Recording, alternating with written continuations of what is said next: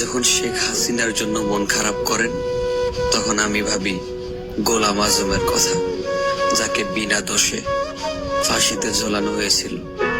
আপনি যখন শেখ হাসিনার জন্য মন খারাপ করেন, তখন আমি ভাবি আল্লামা সাঈদী সাহেবের কথা, যাকে বিনা দোষে বছরের পর বছর তিলে তিলে শেষ করা হয়েছিল। আপনি যখন শেখ হাসিনার জন্য মন খারাপ করেন, তখন আমি ভাবি আবু সাঈদের কথা, যাকে গুলি করে হত্যা করা হয়েছিল। আপনি যখন শেখ হাসিনার জন্য মন খারাপ করেন, তখন আমি ভাবি মীর মুগ্ধর কথা, যে কিনা পানি বিলি করতে গিয়ে গুলিবিদ্ধ হয়েছিল। আপনি যখন শেখ হাসিনার জন্য মন খারাপ করেন, তখন আমি ভাবি আয়নাঘরের কথা, যে আয়নাঘরের সামনে গেলে ভয়ে আপনি ঘুমোতে পারবেন না। আপনি যখন শেখ হাসিনার জন্য মন খারাপ করেন, তখন আমি ভাবি গরিব দুঃখীদের কথা, যাদের 1 কেজি গরুর মাংস কিনে খাওয়ার সামর্থ্য নাই।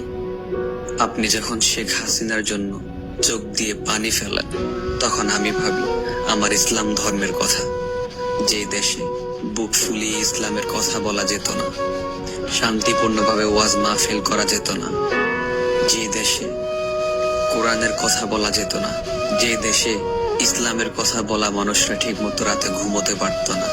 আপনার বিপরীতে আমি এগুলোই ভাবি।